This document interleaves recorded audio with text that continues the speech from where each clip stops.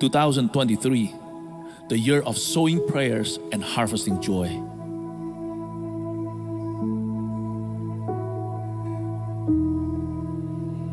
Begin everything with prayer. Sow tears for revival.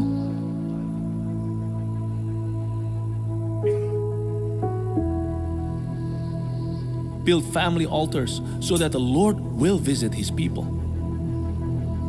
Love God's word, to listen to His voice, and possess the gift of faith that moves mountains.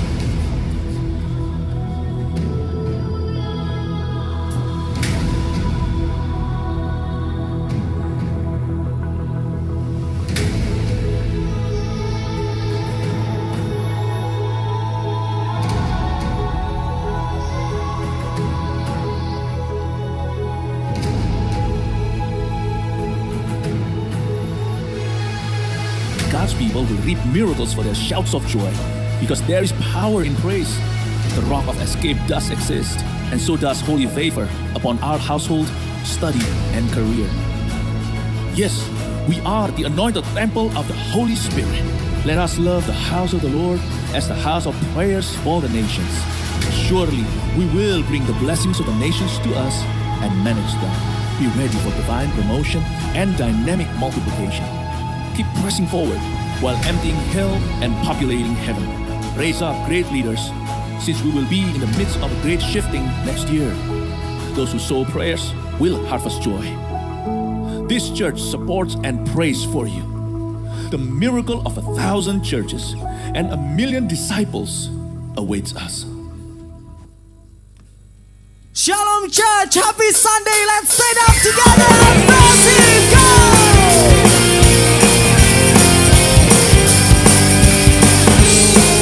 Ada sukacita, amin.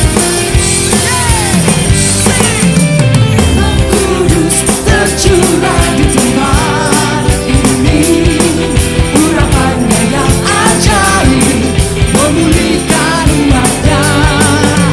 Roh Kudus tercurah bagi gerejanya, memakai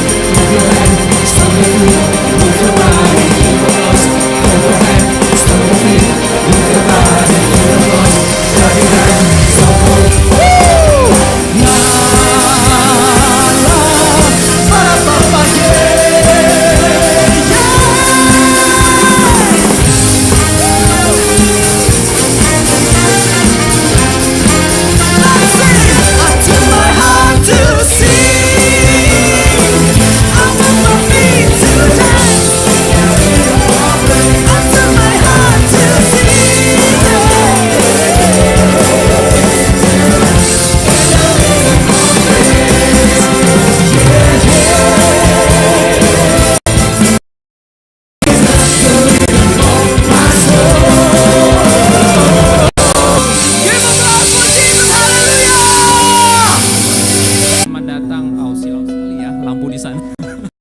Oke. Buat teman-teman yang bergabung ya online lewat YouTube, selamat datang, selamat bergabung dengan ROSC Singapura. Dan buat teman-teman yang datang juga mungkin ada yang dari luar Singapura. Mohon maaf saya biasa di Indonesia kan luar pulau. Oke.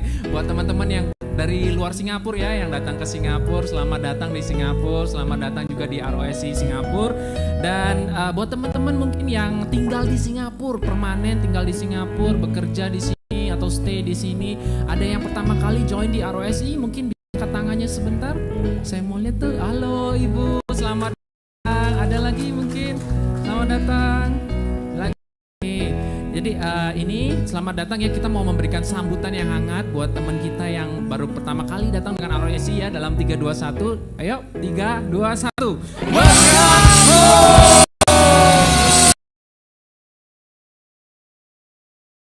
Juga kita mau mengingatkan mungkin yang pertama kali bergabung dengan ROSC, teman yang sudah dengan Connect, saya mengajak bergabung juga dengan Connect Group dong ya. Kalau ada yang belum bergabung dengan Connect Group, isi form, minta di usher, ada form itu Connect Group. Jadi Connect Group itu adalah komunitas kecil, jadi kita bergabung bersama, belajar bersama 5-6 orang, 5-10 orang gitu ya. Kita belajar bersama, gabung dengan Connect Group kita, oke? Dan hari ini pembicara kita adalah Bapak Benaya Nares. Di dalam bahasa Indonesia, ibadah yang pertama, service yang pertama, ibadah yang kedua nantinya di dalam bahasa Indonesia juga ya. Dalam bahasa Indonesia nanti ada translation ke dalam bahasa Indonesia. Ke dalam bahasa Inggris ya. Tapi hanya mohon maaf, saya mau marit hari ini ngomong. sorry.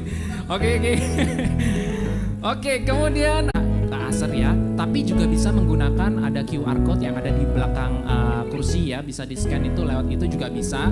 Kalau mau pakai envelope juga bisa, minta aja ke Aser ya. Ya, oke. Kemudian untuk Eagle Kids Service, kita juga ada service untuk anak-anak kecil, untuk teman-teman kita yang kecil-kecil itu ya. Teman-teman, jadi kalau teman-teman kalau ada yang bawa anak kecil bersama dengan kita, bisa ikut juga, diajak ikut bergabung dengan ibadah Eagle Kids Service, yaitu hanya di jam kedua ya, di lantai 6. Jadi di lantai 6, bukan di lantai ini, dibawa ke lantai 6 ya, di jam 11 siang. Oke, kemudian kita juga ada youngster untuk buat remaja-remaja, buat Army of God Service, yaitu di jam 1 siang. Gak ada Pak hari ini, yang remajanya gak ada pagi ini. Saya juga malah iya, hati yang muda ya.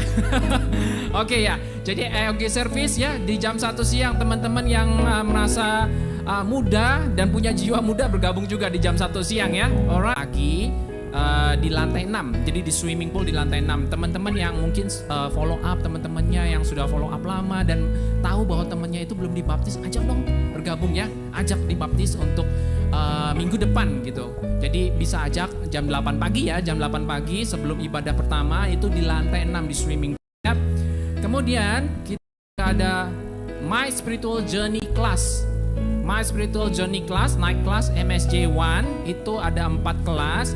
Di hari Rabu dimulai di tanggal 31 Mei, 7 Juni dan 14 Juni jam 10 malam, karena ini kelas malam ya, jam 10 malam. Dan registrasinya dibuka dari tanggal 14 sampai 21 Mei. Jadi hari ini terakhir ya pendaftarannya. Kemudian kita juga ada My Spiritual Journey kedua, My Spiritual Journey 2, kelas yang siang itu di dalam bahasa Inggris, MSJ 2 dalam bahasa Inggris di hari Sabtu. Jadi mulai minggu depan juga, Sabtu 27 Mei, 3 Mei, 10 Juni dan 17 Juni. Jadi jam 1 siang setiap hari Sabtu.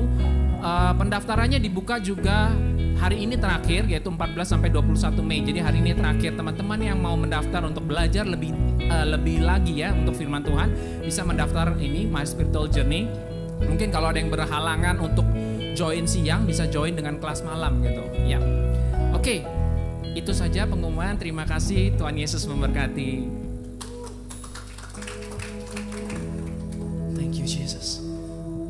Let's prepare our heart to worship Him more and more. Thank you, Lord Jesus.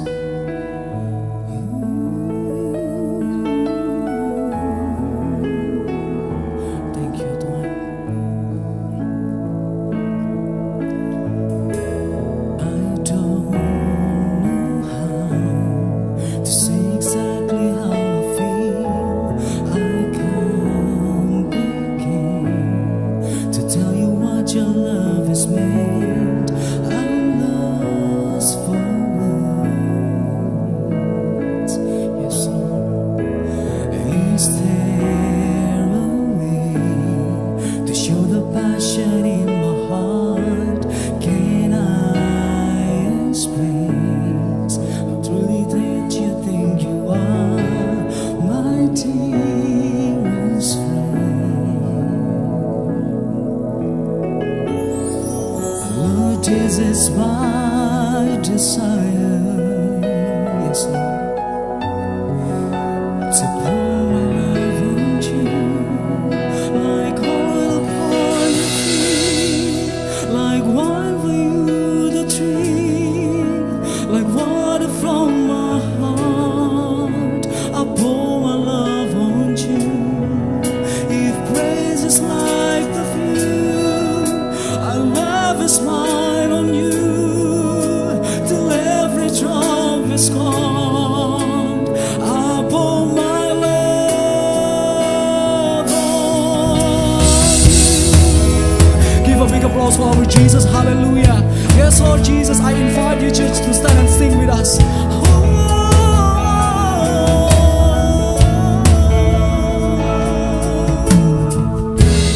I don't know how to say exactly how I feel.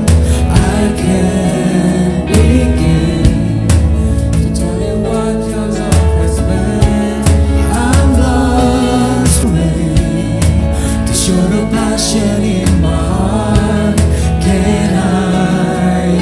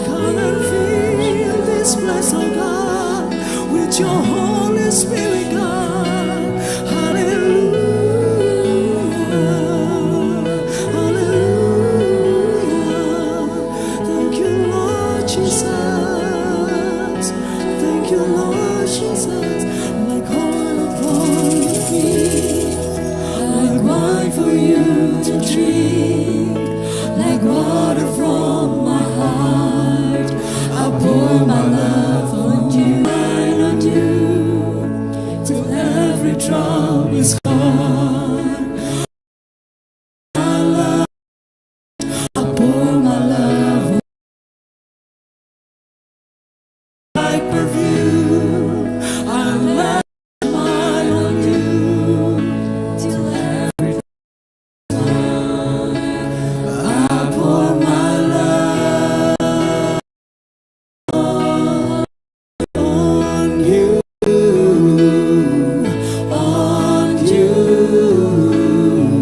on you. Pour my love on you, Lord. On you, on you.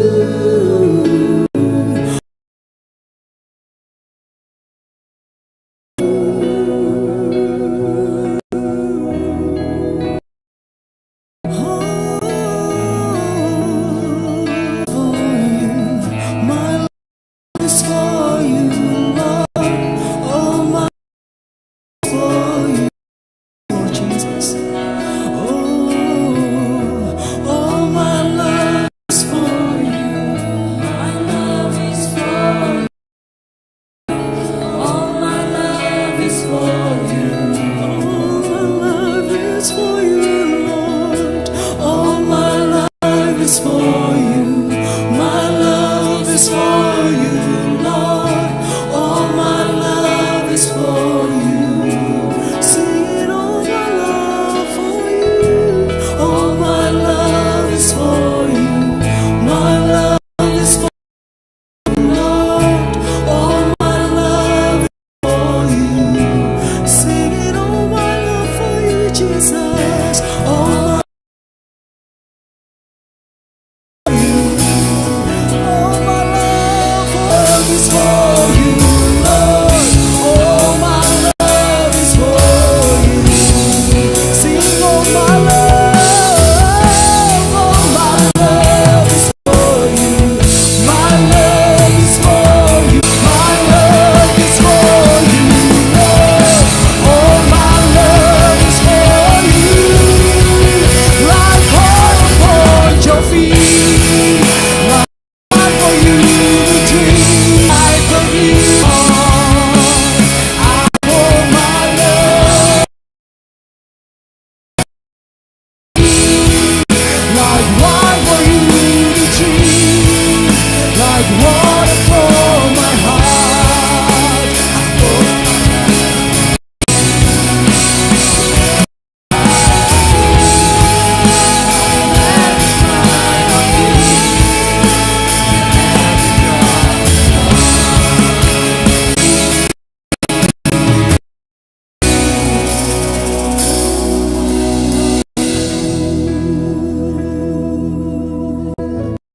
Thank you, Lord Jesus. Hanya rasa kami hanya merasa terpenuhi dalam hadirat-Mu, Tuhan. Karena di dalam kehadiran-Mu itu ada kepenuhan sukacita. Dalam kehadiran-Mu kami dirubahkan, ditransformasikan menjadi serupa dengan Putra-Mu Yesus. Sama seperti rusa rindukan air, begitu juga Tuhan, pada hari ini kami haus untuk mendengar suara kebenaran-Mu. Berbicaralah kepada kami, hamba-hamba-Mu, maka kami lewat kuasa Roh Kudus yang berada dalam diri kami, bukan sekadar hanya mendengarkan firman-Mu, tetapi menjadi pelaku firman-Mu yang sungguh-sungguh, yang akurat, tanpa kompromi, yang sudah siap menjadi pelaku firman Tuhan. Di dalam nama Yesus Kristus, mari sama-sama kita katakan amin. Amin. Terima kasih ya, tim PNW-nya bisa turun ya. Ya. Ini semua saya belum suruh duduk, jadi berdiri terus ya. Saya merasa kurang fair ya. Kok saya pembicara berdiri terus? Ya, Anda duduk, nggak fair kan gitu kan? Jadi kali ini ibadah kita berbeda ya. Kita semua berdiri aja ya. Nah, ini ketawanya bukan karena setuju ya. Ini ketawanya kalau stres ya. Saya juga bisa ngerti, saya peka dalam hal itu ya.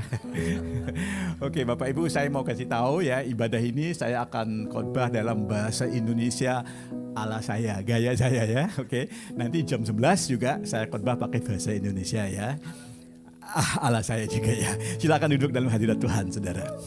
Jadi ada orang tanya sama saya, kok bisa Bapak ngomong Indonesia seperti ini? Nah, mudah aja saudara ya. Kalau kita mau belajar, lalu kita mesti bergaul dengan orang yang menguasai komunikasi tersebut. Nah, kalau saya bergaul sama orang Indonesia ya, jadi saya bukan hanya datang khotbah dengan orang Indonesia, tapi saya bergaul sama orang Indonesia. Nah, jadi kalau kita bergaul dengan orang Indonesia, lalu kita akan mengerti, memahami cara berpikir orang Indonesia. Nah, itu cara saya belajar lewat pergaulan. Nah, tapi itu zaman perjanjian lama. Sekarang kan zaman now. Nah, zaman now saya belajar juga pakai YouTube. Nah, itu luar biasa kan? Nah, jadi saya lebih hafal politik Indonesia daripada kalian semua. Nah, jadi saya udah fraksinya, koalisinya ada berapa, segala macam saya tahu ya. Nah, oke. Jadi kalau mau ngobrol politik Indonesia bisa di luar, dengan di sini loh ya. Oke. Nah, tapi apa poin? Kalau kita mau mengerti pola berpikir dan komunikasi Tuhan, bukan nonton YouTube-nya Tuhan, tapi bergaullah dengan Tuhan. Amin. Nah, mari Bapak Ibu, saya mau munculkan PPT saya ya. Nah, zaman dulu ya, Pak punya PPT. Tanya PPT itu apa? PowerPoint. Oh ya, saya bilang begini, saya nggak pakai PowerPoint karena saya ada 3 poin, mudah-mudahan ada power juga ya. Nah, tapi sekarang saya nggak tahu, saya sudah pakai PPT, saya sudah belajar bahasa begini, apa poin masih ada dan kuasanya masih ada atau nggak tahu, nanti Anda yang menentukan ya. Nah, oke, jadi khotbah saya kok nggak muncul di belakang? Padahal saya mau untuk terus melihat ke depan. Nah, bulan ini apa aja tema kita ya? Menuai keajaiban karena bersorak-sorai. Atau saya tafsir, sikap menentukan hasil. Sikap mendahului hasil. Ada orang berkata, nanti saya sudah berhasil, saya akan berubah sikap. Enggak, sikap itu adalah sesuatu yang kita taburkan. Kemudian tuaian itu ditentukan oleh Tuhan. Manusia tidak bisa menentukan tuaian. Manusia hanya berkuasa untuk menentukan apa yang kita bisa tabur. Ada proses, itu dikuasai manusia, tetapi hasil dikuasai Tuhan. Jadi juru khotbah saya pada ibadah jam 9 ini, kuasa yang ada di dalam benih. Benih itu ada pada kita. Buahnya ditentukan oleh Tuhan. Jadi kita tidak bisa memikirkan tentang buahnya atau hasilnya.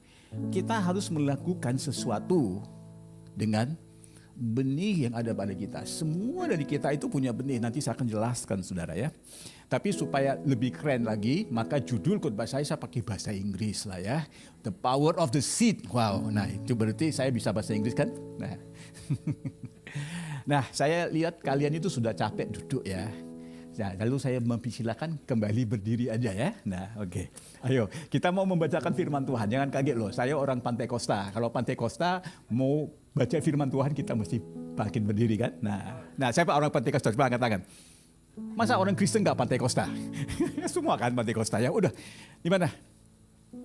Ini diambil dari 2 Korintus pasal 9, mulai dari ayat 6 sehingga ayat 8. Tapi saya bacakan dulu ya. Nah, Anda tahu kan daripada ini kan tidak profesional. Artinya yang bikin ini saya. PPT kecil kan, hurufnya kecil. Nah, jadi gini, saya baca dulu ya. Setelah saya baca, saya berhenti, saya kasih 1-2 masukan, kemudian Anda bacakan ya. Oke, begini saya bacakan dulu. Camkanlah ini. Orang yang menabur sedikit akan menuai sedikit. Dan orang yang menabur banyak akan menuai banyak. Saya bukan ini bukan opini saya lah saudara ya. Saya cuma baca firman Tuhan. Nah, jadi sangat jelas. Hendaklah masing-masing memberikan menurut kerelaan hatinya. Bukankah itu membicarakan sikap? Jangan dengan sedih hati atau karena paksaan. Mendingan kalau Anda merasa sedih waktu memberikan, mendingan jangan kasih karena itu sia-sia. Ya kan? Sebab Allah mengasihi orang yang memberi dengan banyak. Apakah begitu? Tidak. Allah mengasihi orang yang memberi dengan sukacita. Jadi bukan kuantitas itu saudara, tetapi sikap yang menyertai pemberian itu yang penting ya saudara ya. Oke, nah jadi bagian yang saya bacakan ini saya anggap bagian manusia. Jadi manusia itu ada batasnya. Kalau kita bicara batas akan muncul kata sedikit banyak. Karena itu semua bersangkutan dengan kuantitas yang bisa terhitung. Banyak sedikit. Nah sekarang kita akan lihat bahasanya Tuhan. Tidak bicara banyak atau sedikit. Ya, oke. Cuma saya mau Anda lakukan sesuatu tindakan, boleh kan? Action boleh kan? Nah ini yang belakang itu harus ikut saya ya, karena saya suka bergerak. Nah, jadi waktu muncul kata seperti ini, kata yang bersifat mutlak. Mutlak itu seperti apa? Segala. Segala kan itu mutlak. Atau senantiasa, itu kan mutlak. Atau satu lagi, pelbagai. Nah ada 3 kata ini. Karena manusia tidak bisa bilang senantiasa, pelbagai, atau apa tadi saya bilang? Senantiasa, tidak bisa. Hanya yang bisa menyatakan itu dengan integritas itu Tuhan. Jadi bahasa itu sudah berubah. Kalau manusia dia bisa bicara sedikit, banyak, aku mengasihimu sedikit, aku mengasihimu banyak bisa. Tapi kalau kita ngomong sama orang, aku mengasihi kamu selalu, aku hanya mengasihimu. Itu kita juga bisa ragu-ragukan saudara. Ya kan? Nah, jadi saya mau waktu muncul 3 kata mutlak ini, saya mau tindakan ya. Coba angkat tangan kanan. Siapa yang tidak ikut, saya tidak jamin masuk surga. Karena saudara masuk surga atau tidak tergantung saya, nggak apa-apa. Tapi saya maulah, saya kan datang dari jauh-jauh kan. Coba ikut tangan kanan, jangan tangan kiri. Kenapa tangan kanan? Saya juga nggak tahu. Karena saya pegang mic-nya tangan kiri kan. Maka tangan kanan ya. Udah ya. Nah, waktu muncul kata-kata seperti ini, saya mau Anda angkat tangan kanan, tapi jangan tinggi-tinggi. Itu cuma Soekarno aja ya. Nah, kita tinggi di sini ya. Nah, kemudian kita gini loh. Gitu kan. Nah, coba kita tes dulu ya. Senantiasa. Nah, itu. Oh, Stella juga bisa ya. Makanya ke gereja harus pakai yang sopan-sopan. Nggak bisa ikutkan tindakan begini kan. Nah, jadi kalau pelbagai juga gitu. Nah, kalau saya lagi apa? Senantiasa, pelbagai, segala. Nah, begitu. Nah, itu. Maunya begitu ya? Siap? Keselamatanmu ditentukan oleh tindakanmu. Nah, oke. Wah, ini suka ngancem-ngancem ya. Tapi kalian tidak merasa takut karena ketawa-ketawa terus. Nah, saya selalu bilang sama jemaat saya, jangan terlalu banyak ketawa. Kalau kamu ketawa nanti perkataan saya masuk dalam hatimu. Mulut kalau mau ketawa, ketawa dengan mulut yang tertutup. Ya tutup begitu, pakai masker juga boleh. Nah. Oke. Bareng-bareng kita baca, tapi pada kata itu mesti ada actionnya ya.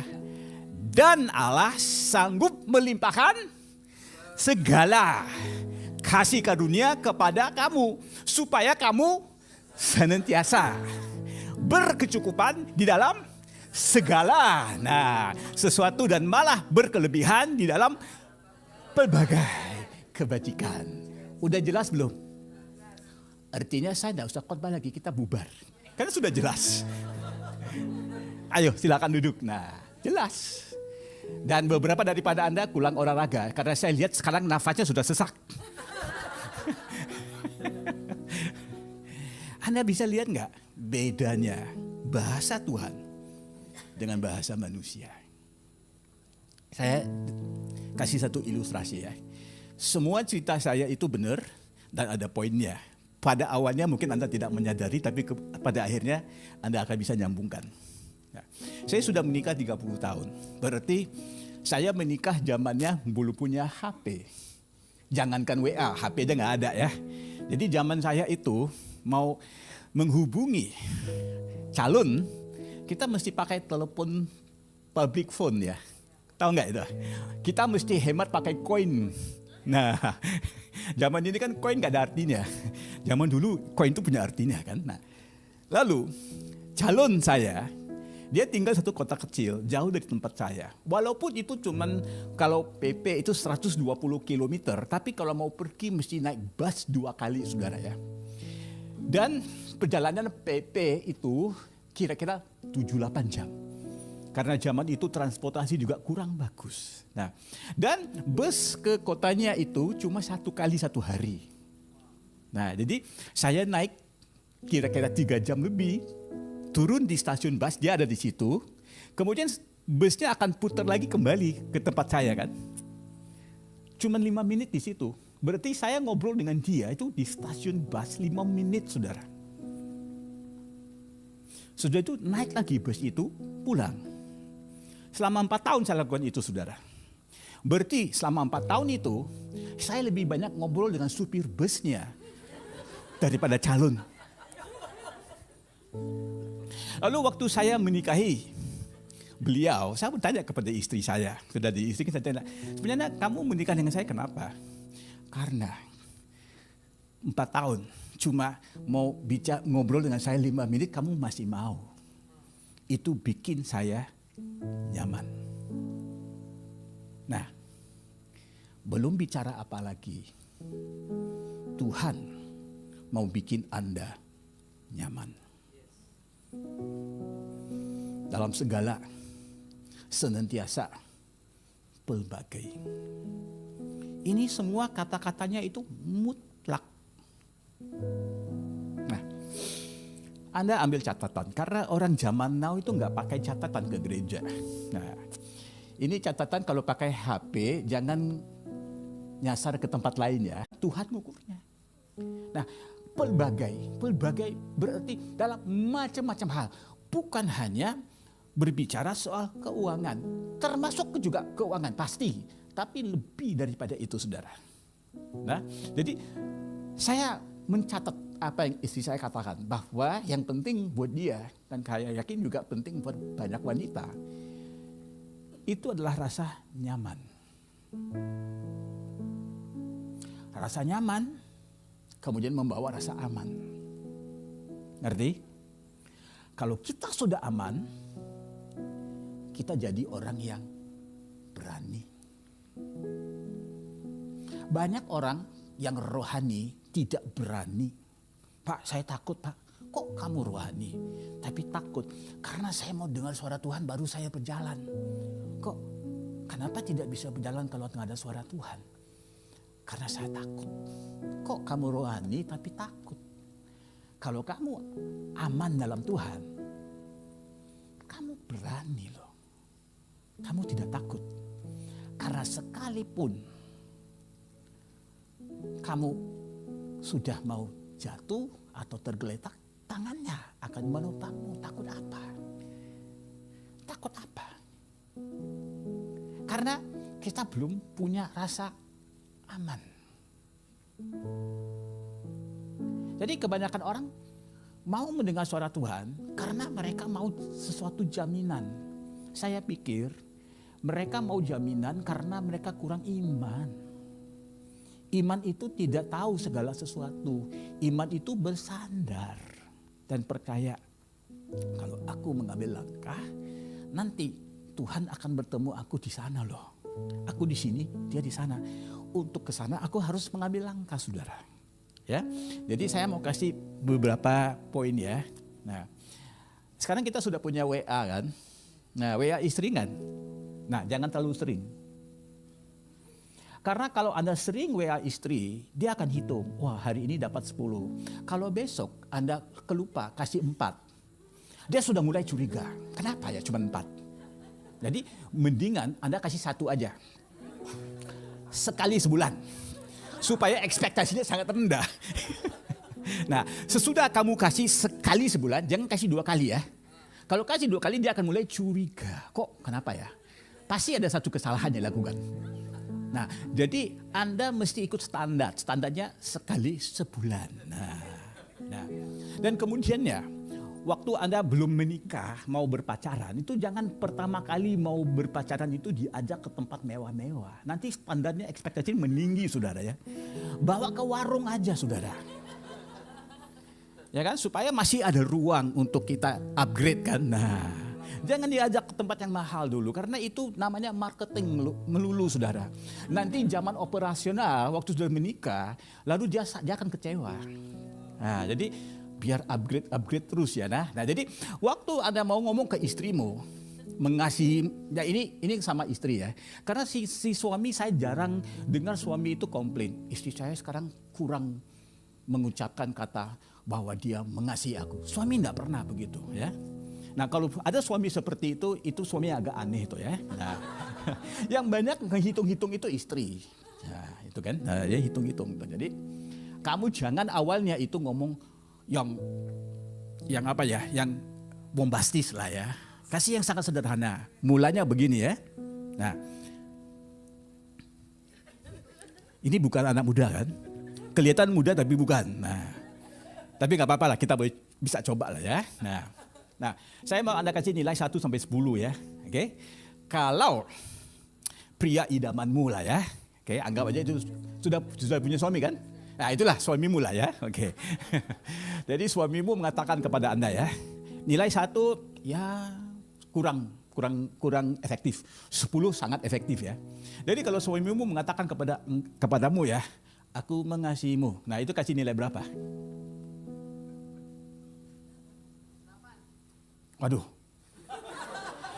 Aku mengasihimu sudah kasih 8. Berarti standarnya sangat rendah ya. Oke, 8. Wah, itu ruang untuk upgrade sangat-sangat kecil ya. Oke. Waduh. Oke. Nah, makanya setelah itu gak boleh ngomong lagi, harus beli kado ya gitu kan, yang mahal-mahal kan. Nah, makanya gitu ya. Oke. Gitu ya. Oke. Aku mengasihimu selama-lamanya. Nah, sekarang kasih nilai berapa? Hah? Kan menyesal kasih 8 tadi kan. Terlalu tinggi tuh. Berapa? Waduh, sudah makin mendekat ke 10 kan. Nah, wah, saya harus cari lagi ya, apa ya. Oke. Aku hanya mengasihimu sahaja selama-lamanya. Kasih 10, karena saya sudah habis ini. Kosakata saya sudah habis. Berapa tuh? 10 kan? Nah, itulah maksud Tuhan di situ. Dalam segala hal, senantiasa, dalam pelbagai hal. Ini belum Anda lakukan apapun. Ini janji Tuhan. Tapi ada bagian kita. Bagian kita itu bukan supaya bisa untuk kita memujuk Tuhan atau membujuk Tuhan. Tidak. Tuhan itu baik loh ya. Nah, oknum yang baik tidak perlu dikasih insentif. Karena dia sudah baik. Dia melawat kita, dia memberkati kita, bukan karena kita memberikan sesuatu insentif. Karena kebaikan dirinya, amin. Nah, tetapi kalau ada satu perintah atau tuntutan, itu bukan supaya kita dapat bonus dari Tuhan, tidak. Itu supaya kita bisa berkembang. Itu gak ada urusannya dengan kebaikan Tuhan. Itu tidak menambah atau mengurangi kebaikan Tuhan. Tetapi itu akan menambah kedewasaan kita. Level kedewasaan kita bisa berkembang, saudara. Kita bisa naik kelas. Nah, ini bagian yang saya membicarakan tentang kita naik kelas. Ya, coba. Nah, kalau orang sudah aman, dia tidak hanya memikirkan bagaimana mau menerima. Dia memikirkan bagaimana mau memberi. Karena itu ada firman yang disabdakan oleh Tuhan Yesus. Memberi lebih baik daripada menerima. Kemudian saya tambahin lagi, kenapa memberi itu lebih baik daripada menerima? Karena memberi itu memulai proses menerima. Seperti seorang petani, kalau dia mau nuai sesuatu, dia mesti tabur. Bagian dia tabur saja. Kemudian tuaian itu ditentukan oleh alamnya. Bagian kita tabur. Nah, Saya kasih beberapa kesaksian. Dan kesaksian ini punya hubungan dengan 3 kata itu. Posisi, motivasi, ekspektasi. Saya mulai dulu dengan motivasi. Tadi sudah diluruskan, motivasi kita itu bukan memberi supaya kita bisa menerima. Kita memberi karena kita punya sikap sukacita. Kita memberi bukan memberi untuk memulakan satu proses lain. Itu kebetulan terjadi. Tapi kita memberi karena kita rela, karena kita sukacita. Jadi saya orangnya, biasanya kalau di Malaysia, saya kemana-mana tuh jarang bawa dompet. Jadi kalau nggak bawa dompet, gimana mau beli barang kan? Lalu seringkali saya sudah kebeli barang, tapi baru sadar nggak ada dompet ya. Lalu saya punya HP, dan saya juga nggak pakai yang namanya e-money segala macam, saya nggak pakai. Saya telepon anak saya atau istri saya. Seringkali anak saya lah, coba kamu bayarin ya, transfer sekarang ya, karena saya nggak punya duit. Nah, lalu satu hari saya ditegur oleh Tuhan. Kalau nanti kamu kemana-mana ke mall atau apa, kalau saya bicara kepada kamu, berkati orang itu dengan duit, gimana kamu mau memberkati orang itu? Kalau kamu nggak bawa duit, bagaimana kamu mau menjadi orang Samaria yang baik? Karena orang Samaria yang baik bukan kebetulan dia punya minyak dan anggur untuk merawat orang yang kena luka itu kan. Dia udah sengaja membawa semua itu ke daerah yang rawan karena dia mau berdampak di situ. Kamu bagaimana mau berdampak? Ya akhirnya saya ambil dompet. Dan saya masukin lah, ini di Malaysia ya, jadi pakai ringgit lah ya. Jangan bilang saya ini pelit lah, tapi saya masukin 50 ringgit lah ya. Memang saya tahu di Singapura ini nggak ada artinya ya, 50 ringgit nggak ada artinya. Mungkin bayar ke tukang parkiran aja ya. Nah, oke. Saya masukin ke dompet. Nah, lalu saya siap-siap aja ya, Tuhan. Saya sudah siap nih Tuhan. Saya punya motivasi, karena saya sudah ada persiapan. Motivasi ditentukan oleh persiapan. Tapi Tuhan nggak pernah bicara apa-apa. Saya bawa 50 ringgit itu lama, beberapa tahun dalam dompet saya, sehingga duitnya sudah punya bau. Fast forward, satu hari saya pulang dari luar negeri, dari US. Saya berada sana 1 bulan. Anda ngerti nggak kalau pembicara pergi 1 bulan kemana-mana, pulangnya punya PK kan? Punya US dollar lagi kan, bukan Sing dollar lu, US dollar. Nah, jadi saya waktu itu nggak bisa dijemput oleh supir, lalu saya naik taksi aja. Saya udah capek, pulang dari US saya capek. Sebenarnya saya mau tidur aja ya, tapi saya melakukan satu kesalahan besar. Saya ngobrol dengan supir taksi itu. Saya tanya dia, apa kabar? Nah, Anda namanya siapa? Ya. Hah? Vincent? Kalau orang tanya apa kabar, Anda tahu ada peraturannya. Anda jawab apa? Ya baik aja, biarpun kau tidak baik, jawab aja baik. Itu peraturannya. Orang nggak mau tahu masalah kamu apa. Oh saya baru putus dengan tunang, atau orang nggak mau tahu. Biarpun putus sama tunang sudah bangkrut, kamu bilang baik, karena itu peraturannya. UUD peraturan 45 ya, saya lupa. Ya saya lupa itu ya. Oke, nah saya tanya sama supir ini, tapi dia tidak pernah sekolah kali ya, dia nggak tahu peraturannya, dia nggak ikut aturan. Lalu mulai cerita ke saya masalahnya gimana, ya taksinya pernah rusak, masuk bengkel berapa minggu, jadi penghasilan nggak ada. Waduh. Saya sebenarnya cuma tanya apa kabar, kamu bilang baik, saya tidur, cukup kan? Sekarang dia mengganggu saya. Dia mengganggu saya. Sempat saya berpikir, apa dia mau mancing perasaan belas kasihan dari saya supaya saya memberikan dia satu tip yang besar. Nah, makanya saya kasih satu saran. Ini catat ya, catat. Kalau Anda diganggu manusia saja sudah begitu susah hati, tunggu sehingga Anda diganggu sama Tuhan. Kalau enggak mau diganggu sama Tuhan, jangan rajin-rajin baca firman Tuhan. Catat itu. Karena pada saat-saat seperti itu, firman Tuhan itu akan muncul. Hendaklah setiap daripada kamu tidak memperhatikan kepentingan dia sahaja, tetapi memperhatikan kepentingan orang lain. Kok ini ayatnya di mana loh ya? Filipi 2 ayat 3. Kok kenapa ya aku rajin-rajin baca firman Tuhan ini? Oke, tak apa-apa. Dompetku kan ada 50 ringgit. Saya mau ambil itu. Tapi makanya kalau kamu selalu mengajar dengar suara Tuhan, lama-lama kamu akan dengar suara Tuhan pada momen yang tidak convenient. Wah, kenapa kamu mau kasih 50 ringgit? Hah? Kan sudah saya siapin 3 tahun loh ya. Tapi 50 ringgit itu bukan standar kamu. Hah? Standar saya apa? Yang di amplop itu. Tuhan, yang di dompet itu ringgit.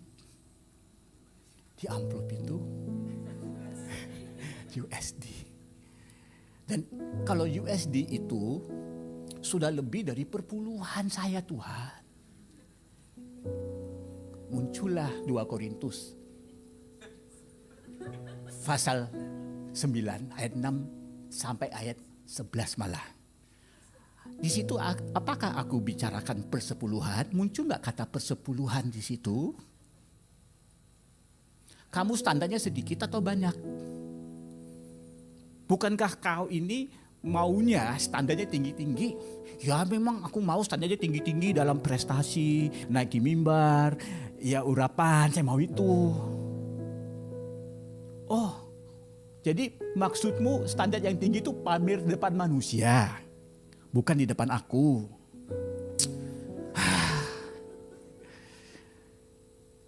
Tuhan, nanti apa kata istriku? Jangan singgung soal istrimu. Dia itu siap saja mau memberikan, kamu yang pelit.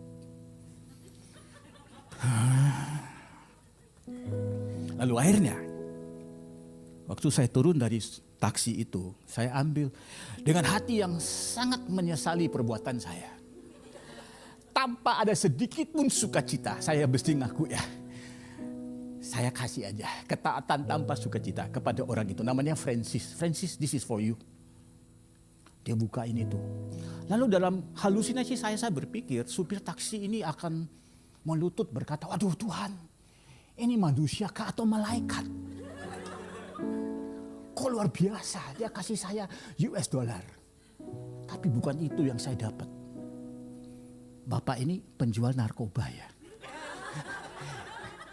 Duit ini bersih nggak? Is this money clean? Rupa-rupanya itu balasan saya. Hei, saya punya 5 cerita, ini baru 1. Tapi tinggal saja 18 menit ya. Oke, minggu sesudah itu, saya harus naik pesawat domestik Malaysia. Dari Kuala Lumpur ke Penang. Saudara tahu, Penang kan pulau kecil ya. Seperti biasa, saya tidak bawa dompet. Bawa HP, bawa KTP. Pakai KTP aja sudah bisa naik pesawat. Jadi saya naik pesawat, berani, turun di Penang, saya antri mau ambil taksi. Masih tidak tahu bahwa saya nggak bawa dompet. Berani ambil taksi loh ya. Jadi supirnya datang ya kan ikut giliran kan. Jadi buka pintu saya masuk. Anda tahu nggak? Dalam Alkitab itu nggak ada perkataan kebetulan. Nah, kali ini saya sudah belajar dari kesalahan saya waktu dulu. Saya nggak tanya sama dia apa kabar. Tapi dia yang tanya sama saya. Apa kabar Pak? Ya baik-baik aja. Saya lagi capek. Karena saya nggak mau bicara sama dia lagi. Saya sudah menyesal kan. Orang itu jelas orang agama seberang.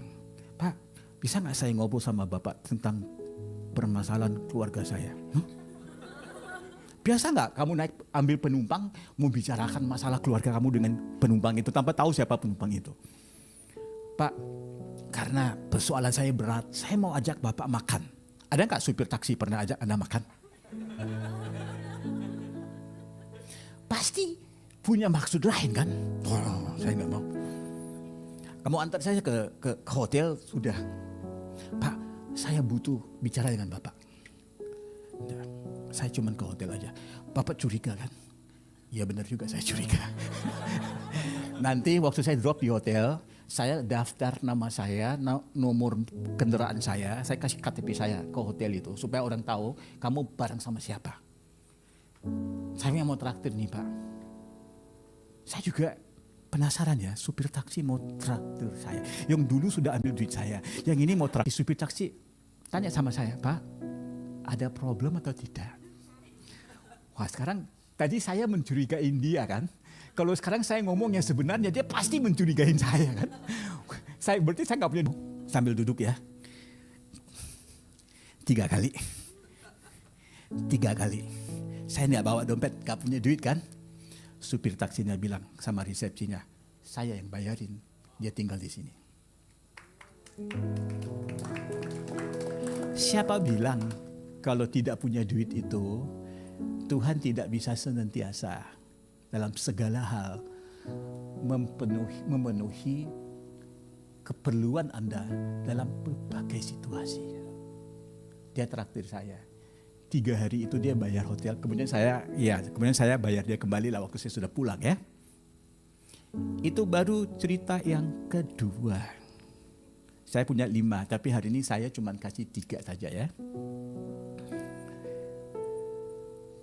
Beberapa bulan sesudah itu, saya sama keluarga, kita mau berangkat ke Australia. 4, saya, istri, 2 anak. Supir saya waktu itu bulan puasa, dia kelupaan mau jemput saya. Saya calling dia karena itu bersamaan dengan jam buka puasa, dia sudah matiin HP jadi nggak bisa dihubungi. Dan pesawat saya jam 10, itu sudah jam 7.30, kita sudah harus ke bandara sekarang, tapi nggak bisa dihubungi. Kok kembali? Siapa suruh ke sini? Mundur lagi. Nah ini. Tadi saya bicara motivasi.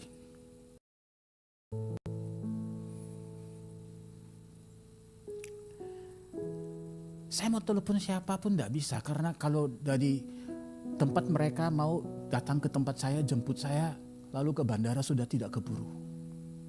Saya butuh seseorang bisa saya sekarang.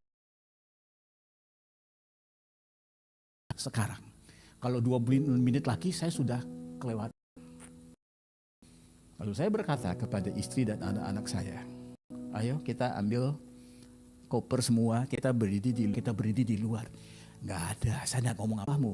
Taksinya muncul di luar kan. Supir taksi nggak bisa tahu kamu di dalam rumah. Ya kadang-kadang bisalah. Tapi saya juga tidak mau nungguin hal itu. Saya mesti memposisikan saya di luar seolah-olah supir taksi itu akan datang.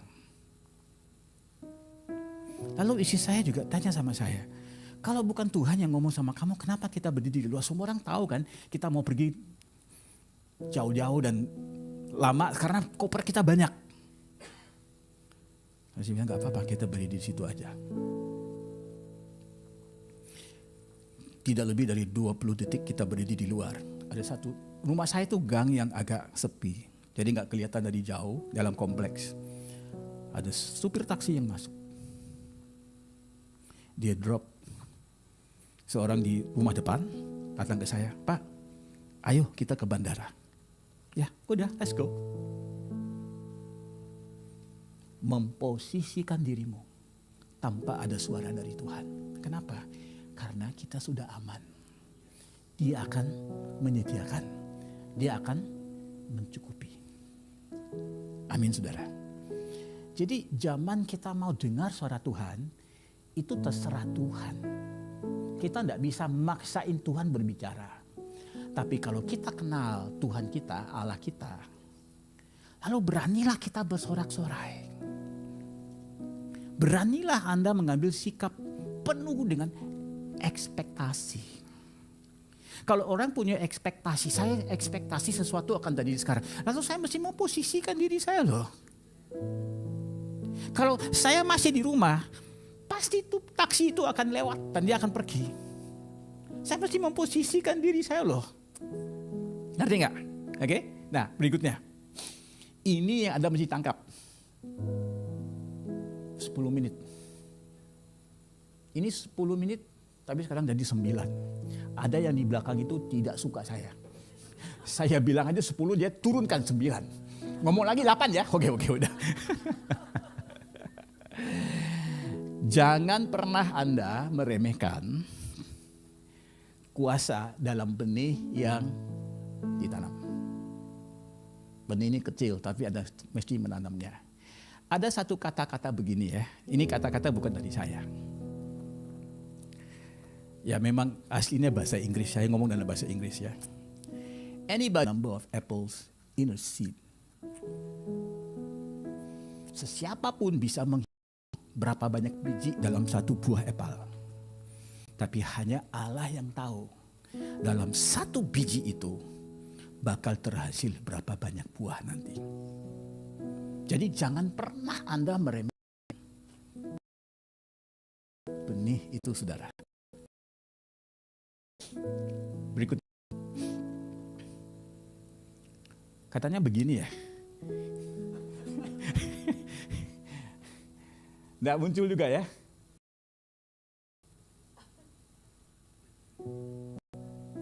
Apa? This is the last. Oh iya, karena dia sudah kecepatan. Mundur.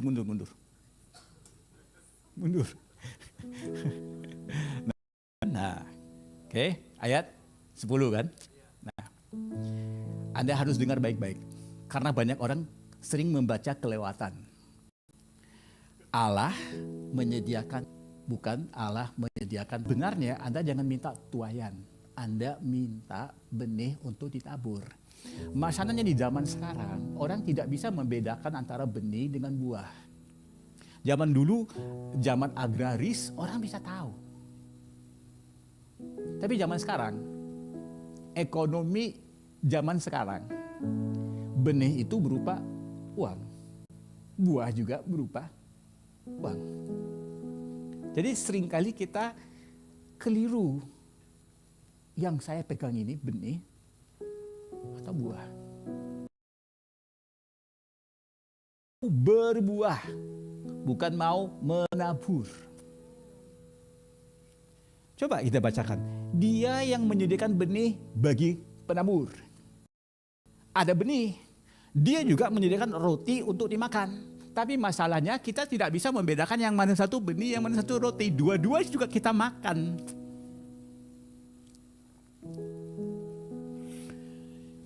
Bukankah duit dalam amplop itu benih yang disediakan oleh Tuhan? Tapi kenapa saya punya keberatan? Karena saya sudah memikirkan itu bukan benih untuk ditabur. Itu adalah roti untuk dimakan. Karena itu punya masalah untuk berubah paradigma. Dia yang akan menyediakan benih bagi kamu. Dia yang menyediakan benih itu. Bukan kamu yang harus kerja keras.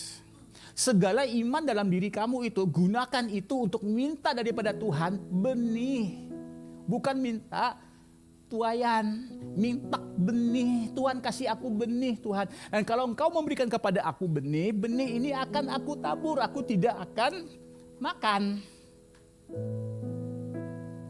Kenapa? Karena benih ini punya satu kuasa. Bukan untuk menambahkan, tapi untuk melipat gandakan. Tapi benih itu hanya bisa berlipat gandakan kalau Anda menaburnya. Jadi doa saya tidak, setelah saya mengerti ayat-ayat ini, doa saya itu bukannya Tuhan aku butuh duit ini untuk ini, enggak. Tuhan aku hanya butuh benih. Dan Tuhan yang akan menumbuhkan. Oke, saya akan kembali mengupas dan membahas sedikit ayat 10. Tapi siap saja tangan kanan Anda. Dan kakimu. Saya berbelas kasihan duduk aja gak apa-apa. Tapi tetap tangan kanan dengan kaki ya. Kamu akan diperkaya dalam macam kemurahan hati yang membangkitkan syukur kepada Allah oleh karena kami. Selesai di situ.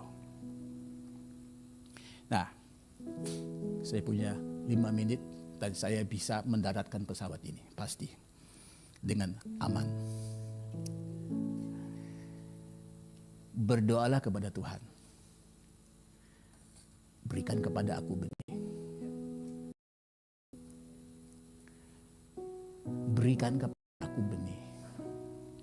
Dan aku kalau menerima benih itu, aku akan taat melakukan sesuai layak dilakukan dengan benih. Bukan untuk dimakan, tapi untuk ditabur. 21 tahun yang lalu, saya dalam doa saya bertanya sama Tuhan, aku mau benih sebanyak ini. Maksudnya, aku akan taburkan. Saya memang dia baik hati, tapi hari itu dia saja tidak bisa tahan ketawanya. Dia bilang, kamu ini tulus atau tidak? Uang sebanyak itu nggak pernah kamu dapat. Bahkan dalam saldo bank juga ada. Masa kamu tanya sama Tuhan? Saya bilang begini, untuk mendapatkan benih sebesar itu, Tuhan mesti membukakan pintu yang seluas benih yang sebesar itu. Dan saya harus berkembang. Jadi sebenarnya kalau saya minta benih sebesar itu, saya sedang minta Tuhan memperluaskan, memperdalamkan, memperkembangkan saya. Karena tanpa hal seperti itu terjadi, tidak mungkin saya akan terima benih seperti itu. Karena saya tidak bisa rampok bank. Sekali lagi, isi saya tahu, dia ketawa. Ya, saya juga nggak ingat siapa dia, nggak kenal. Lalu dia bilang, bos saya mau ketemu Anda. Siapa bosmu? Dia pernah didoakan Anda. Kapan? 9 tahun yang lalu. Baru sekarang mau ketemu saya. Ya, dia mau bicarakan sesuatu dengan Anda. Wah, 9 tahun yang lalu. Benar saya? Iya. Jadi saya ketemu dengan bos itu ya. Dan dia kasih saya satu amplop. Saya pikir dalam amplop itu thank you card. Lalu saya masukin ke dalam jas, saya bawa pulang, saya kantongin aja jasnya. Saya suruh istri saya nanti kalau ada waktu yaitu di dry clean aja ya. Untung dia cek, ini ada amplop. Nah dia yang tadi ketawain saya, dia bilang saya nggak serius. Dalam hal membuka amplop saya nggak serius. Dalam hal buka amplop dia sangat serius. Nah makanya saya bilang ibu-ibu tuh pinter menghitung. Nah makanya pantasan Menteri Keuangan Indonesia ibu, nah kan jadi dibuka. Itu ada cek. Untung masih laku, tinggal aja 2 minggu. Anda tahu nggak kalau cek itu punya nilai gede, itu mesti punya nilai 0 banyak. Jangan di depan ya, harus di belakangnya.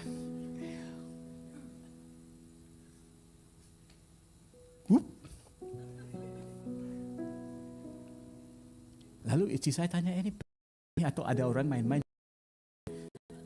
Istri saya ketawa, sukacita. Tapi saya sudah punya satu firasat. Tiba-tiba hati saya terganggu, terusik luar biasa. Kok saya sebeban berat melihat angka itu. Seperti saya pernah lihat angka itu di mana dulu ya. Tapi seperti jantung saya tertusuk. Rupa-rupanya itulah angka yang sesuai dengan benih yang saya minta. Dan saya tidak bersuka cita. Karena sekarang saya harus lakukan apa? Waduh, saya mau makan. Lalu saya nego-nego sama Tuhan loh. Tuhan, perpuluhan bisa nggak ini? Gak apa-apa. Orang perpuluhan saya 20%, bisa nggak? Nggak apa-apa. Saya 30, 50 aja bisa lah. Atau oke lah nggak apa-apa. Saya kasih 90, saya tahan 10.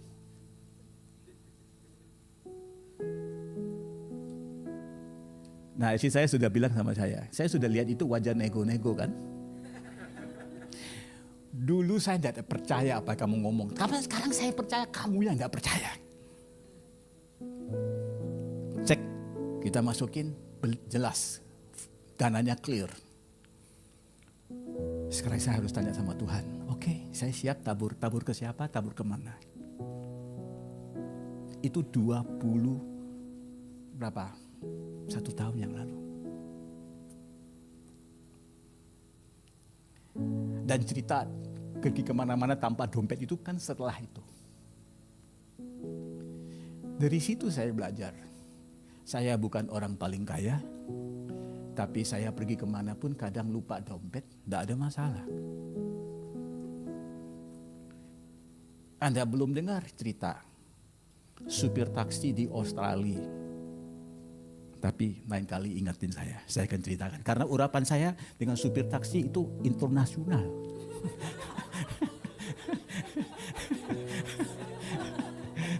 Dulu sebelum zaman Grab kan kita bayar dulu baru naik taksi. Sebelum zaman Grab kita naik baru bayar kan. 90% kali saya naik taksi akhirnya nggak diambil biaya.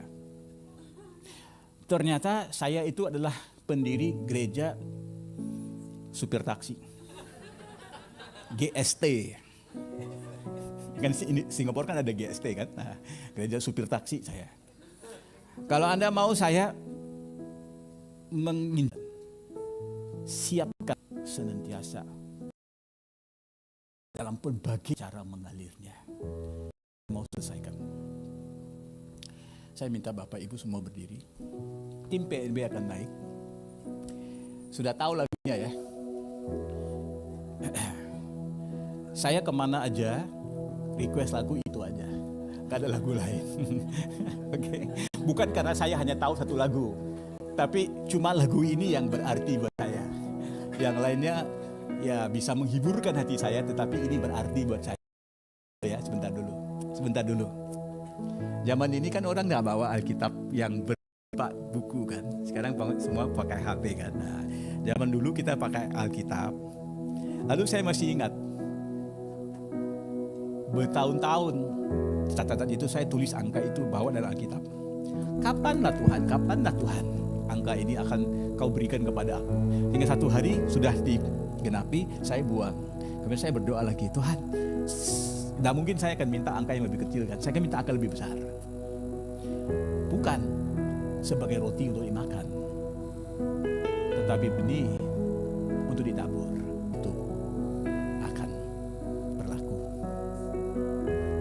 Benih itu dimakan, puasanya nggak ada. Itu mengubahkan hatimu, saudara. Mengubahkan hatimu. Waktu anak saya tinggal di Australia 7 tahun, Anda tahu nggak? Saya nggak pernah membiayai dia. Dia dibiayai oleh seorang supir truk. Karena supir truk itu berkata kepada anak saya digerakkan Tuhan. Selagi kamu di Australia, saya yang bayarin untuk segala kebutuhan kamu. Nah, lalu anak saya bertanya kepada saya begini, ini ada hubungan dengan supir taksi dulu kan? Karena semua supir mau saja membiayai kita. Jadi bukannya malaikat yang kasih saya makan atau burung gagak yang kasih saya makan. Bukan orang kaya-kaya yang kasih saya makan. Karena cara Tuhan itu tidak bisa kita bayangkan.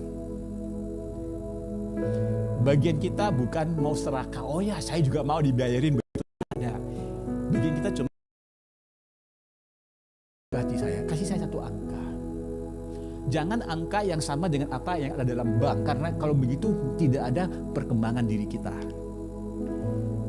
Tapi satu angka yang Tuhan taruh, mungkin kalau tidak saat ini, mungkin nanti sore, mungkin besok. Dan pegang angka itu, dan setiap kali Anda datang dalam hadirat Tuhan, Anda berkata kepada Tuhan, ini Tuhan, benih yang tidak ada padaku, karena kata firman-Mu, Engkau yang menyediakan benih. Kalau sudah ada pada diriku, itu bukan benih. Benih itu sesuatu yang harus Kau datangkan kepada aku. Jadi pressure-nya bukan pada kita loh. Cuma untuk kita posisikan diri kita dengan motivasi siap untuk menabur, dengan ekspektasi Dia pasti memberikan. Tapi Tapi itulah caranya kita naik kelas terus, saudara. Karena sesuai dengan angka itu Tuhan mesti membuka peluang untuk kita. Saya tidak mau Anda memikirkan tentang tuayan. Itu urusan Tuhan. Kita sudah aman kan? Karena orang sudah aman, dia tidak membicarakan, oh perpuluhan 20%, tidak. 100% itu milik Tuhan loh. Dan apa yang tidak ada pada kita, kalau Tuhan mendatangkan itu kepada kita, itu tidak turun dari langit. Melainkan Tuhan harus memperkembangkan kita dulu, saudara. Itu yang menjadi sangat menggairahkan buat saya. Seru sekali kalau kita lihat bagaimana Tuhan membuka peluangnya untuk kita, untuk menerima hal itu. Kita tabur lagi, nanti peluangnya dibuka lagi untuk kita. Amin. Nah, waktu kita menyembah Tuhan dengan lagu ini, saya mau Anda buka hatimu. Oke? Nah, supaya Anda tidak keliru ya. Apakah khotbah hari ini tentang uang? Iya. Khotbah hari ini tentang uang. Kenapa? Karena firman itu pun tentang uang. Itu jelas.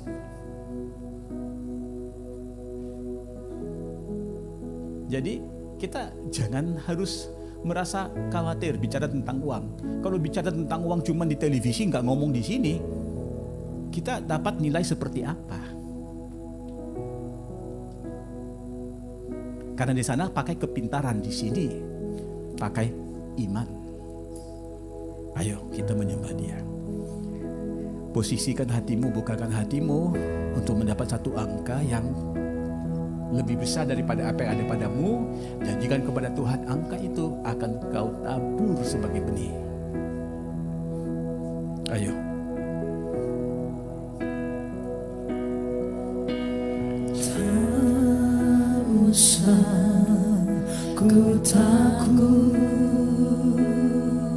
Allah menjagaku.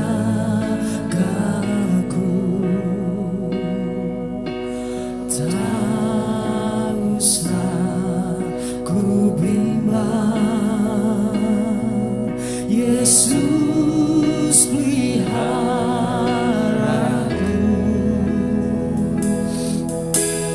Tak usah ku susah, Roh Kudus hidupku. Tak usah ku cemas, Dia memberkatiku.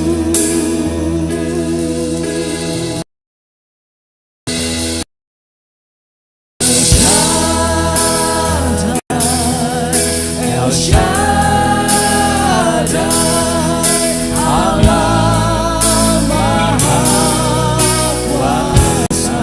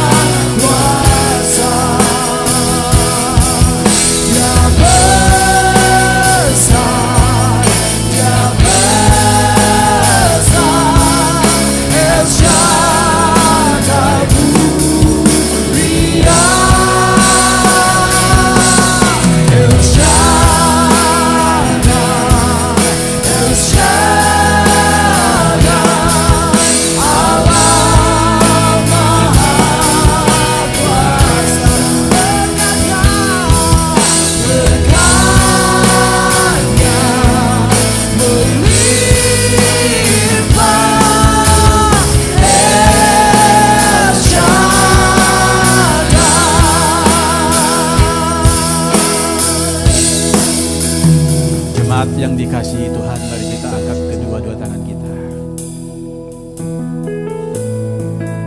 Dia yang memperhatikan kita dan melimpahkan segala anugerah dan karunia, kasih karunia di dalam hidup kita dalam berbagai hal.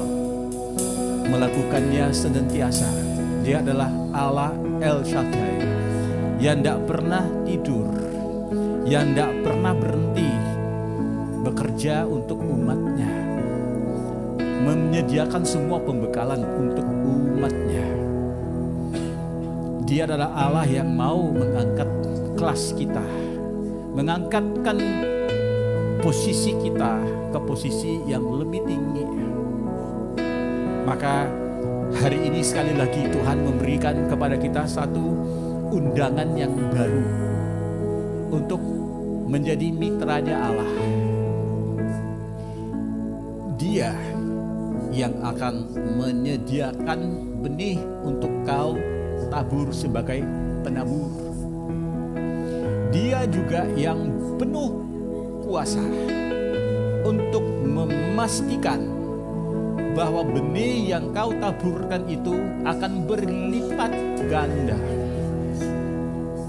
Dia juga yang akan bertindak dengan kasih setianya, membukakan kesempatan dan peluang dan pintu-pintu yang selama ini tidak pernah terbukakan, bahkan tidak pernah kau bayangkan, yang harus dibukakan supaya benih sebesar itu bisa jatuh ke dalam tanganmu.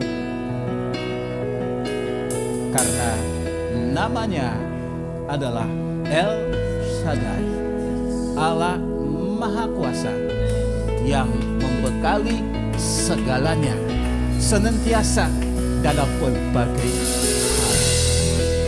Ayo jemaat Tuhan, bersukacitalah, Anda pasti akan menuai keajaiban.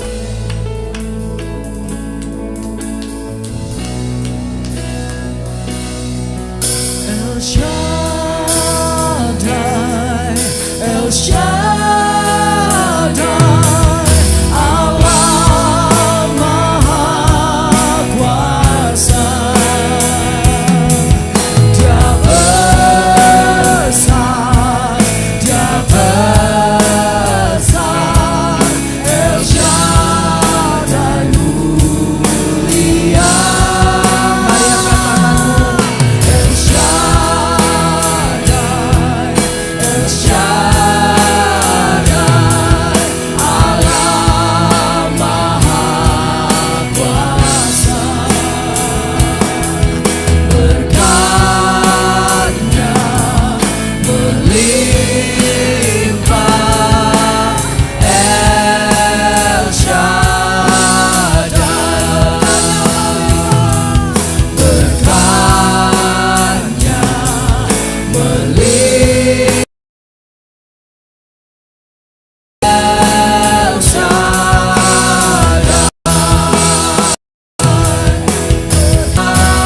El Shaddai, Mari kami bersyukur untuk firman Bapa. Kami diajarkan untuk melihat dari sisi yang lain, Tuhan. Cara untuk memberkati kami. Itu sifatnya seman, itu tidak untuk siapa, tapi untuk pelaku firman itu, Tuhan. Lembutkan hati kami, Bapa. Lembutkan hati kami, Tuhan. Agar kami bisa taat, agar kami bisa setia, Tuhan. Dan agar kami bisa menabur seperti apa yang Kau kehendaki dari kami, Tuhan. Karena hidup ini seperti uap, sebentar kelihatan lalu lenyap. Biarlah bukannya semua dengan mata yang terbuka. Di dalam nama Yesus, haleluya, amin. Tepuk tangan untuk kemuliaan nama Tuhan. Baik saudaraku, seberapa banyak Anda yang diberkati pada hari ini? Boleh lambaikan tangan Anda. Dan saya percaya apa yang disampaikan oleh Pastor Benayet tadi memberkati saya. Meskipun lagunya lagu lama, tapi betul